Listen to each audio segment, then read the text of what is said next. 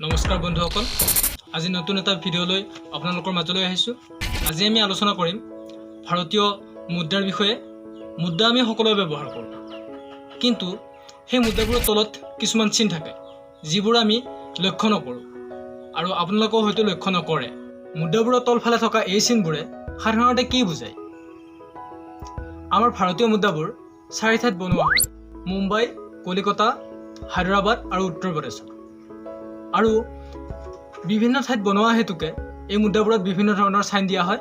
মুম্বাইত বনালে কি চিন হয়, হায়দৰাবাদত বনালে কি চিন হয়, কলিকতাত বনালে কি চিন হয় আৰু উত্তৰ প্ৰদেশত বনালে কি চিন হয়। আজি আমি এইবোৰৰ বিষয়ে সবিশেষ আপোনালোকক জনাম, সেয়েহে আপোনালোকে এই ভিডিঅ'টো স্কিপ নকৰাকৈ শেষলৈকে চাব। যদি মুদ্ৰাটোৰ তলফালে ষ্টাৰ মাৰ্ক এটা থাকে, তেতিয়াহ'লে সেই মুদ্ৰাটো হায়দৰাবাদত বনোৱা হয়। আৰু যদি আমি মুদ্ৰাৰ তলত হীৰাৰ চিন দেখা পাওঁ, ডায়মণ্ড চিন থাকে, তেতিয়াহ'লে সেই মুদ্ৰাটো মুম্বাইত তৈয়াৰ কৰা হয়। আৰু যদি ডট থাকে, ডট থাকিলে সেই মুদ্ৰাটো উত্তৰ প্ৰদেশৰ নয়দাত বনোৱা হয়। আৰু শেষত মুদ্ৰাটোত যদি একো চিন নাথাকে, তেতিয়াহ'লে সেই মুদ্ৰাটো কলিকতাৰ আলিপুৰত বনোৱা হয়। আপোনালোকে এই কথাখিনি আগৰ পৰা জ্ঞাত আছিলনে? যদি আছিলে তেনেহ'লে আমাক কমেণ্ট কৰি জনাব।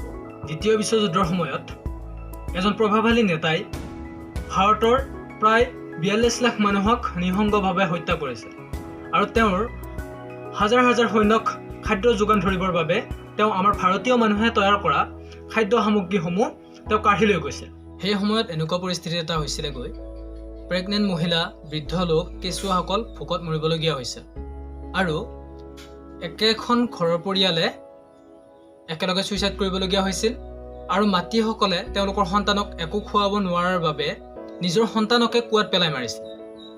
ফলত ৰাস্তা ঘাটে ডেড বডিবোৰ পোৱা গৈছে। আপোনালোকে হয়তো ভাবিছে সেই শাসকজন হিটলাৰেই আছিল, কিন্তু নহয়, তেওঁ আছিল উইনষ্টন চাৰ্চিল।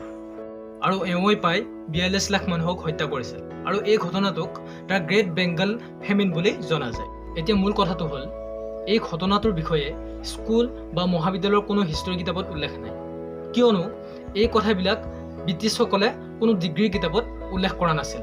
গতিকে আপোনালোকে এবাৰ ভাবকচোন, দ্বিতীয় বিশ্বযুদ্ধৰ সময়ত আমাৰ ভাৰতৰ অৱস্থা কেনেকুৱা হৈছিলগৈ। সকল আজিলৈ ইমানেই। ধন্যবাদ। জয় অসম।